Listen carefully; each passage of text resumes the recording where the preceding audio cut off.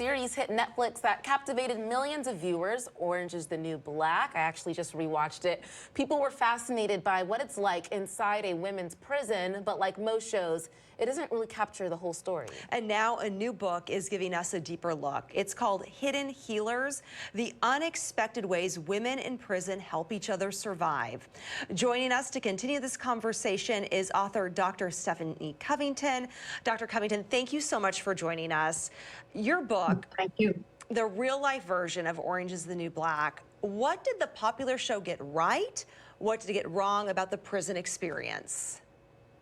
Well, I think the book got it right, and the early first season was more real, if you will. But as the time went on, they sensationalized things, and they added basically more sex and more violence, probably in order to get more viewers. So that's a piece that they really didn't get right, just the sensationalizing and the more dramatic. A lot of what happens in prison is actually very boring, but it's also very frightening. Wow. Okay, so I want to talk more about what's real. I actually started to read your book, Hidden Healers. I started the first chapter, and just the descriptions, the way you describe what it's like being in a women's prison, you know, the way you describe the being chained to the person in front of you and walking in a line, it's chilling. So I want to know about your experience. In 1987, you were able to spend 3 days in a women's prison in Black Mountain, North Carolina. Can you talk about how that experience changed the trajectory of your career and even the writing? Well, it changed everything. I knew nothing about women in prison. The year before, I had met a warden in North Carolina, and I talked her into letting me come and stay in the prison. I don't even know why I was so just compelled to do it. And I realized that in my days there, that when I came out, I knew this was the work. And one of the things that happened in there that's been the theme and the thread and what's in the book is how the women took care of me.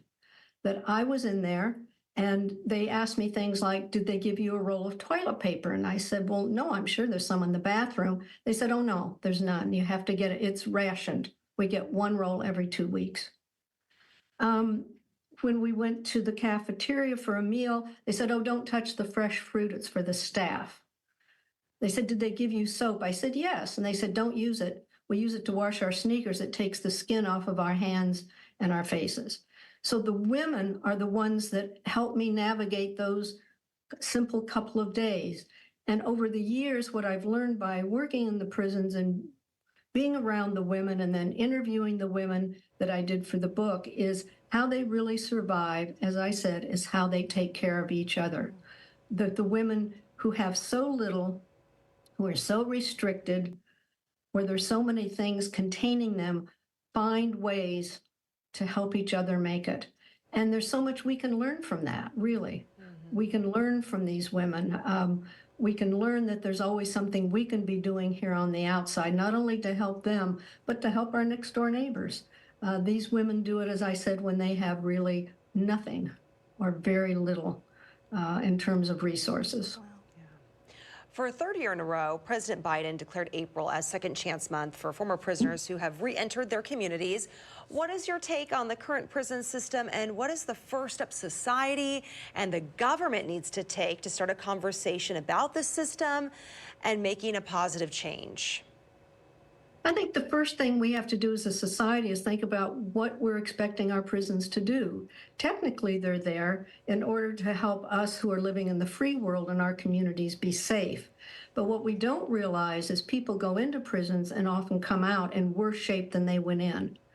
People are not getting what they need inside. We punish people, we restrain them, we put them in, we lock them up, we chain them up, we do all kinds of things to them. 95% of them, 95 to 97% of them will be released back into our communities. And wouldn't we want them to be better neighbors? So that's the first thing we have to think about the system as a whole.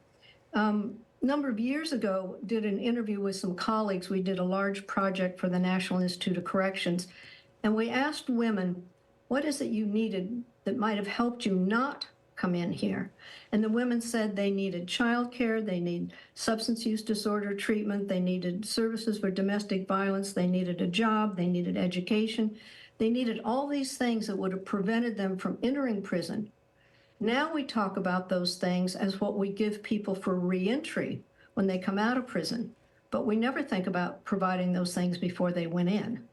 We could do this as a form of prevention and try to help people not end up in there. I think it's also important as a society to realize who really does end up in there. So in my work, I've done a lot of traveling, and each country I go to, I ask, who are the most marginalized women in your country? And then I look to see which women are overly represented in that country's criminal justice system, and those groups match. So in this country, women of color. In Canada, First Nation women. In New Zealand, the Maori women. Whatever group of women are most marginalized in a country are overly represented in that country's criminal justice system, which I think brings big questions in terms of what is justice and how are we creating a really just system. It sounds like some reform and some possible prevention is definitely necessary right now. What about Absolutely. this book, Dr. Covington, makes you so passionate? And why have you dedicated your professional life to women? You know, it really started, quite honestly, many years ago with my own recovery from alcoholism. And I realized I wanted to work with women with addictive disorders. That led me to working with women with trauma histories because of the connection between trauma and addiction. And then with this experience at the end of the 80s in the criminal justice system, I was actually redesigning treatment at the Betty Ford Center at the time. And I knew when I was done with that and that contract was over, I was going to focus on the women in the criminal justice system. Because to me, they're the most invisible women. And what I wanted to do in this book was to share their voices.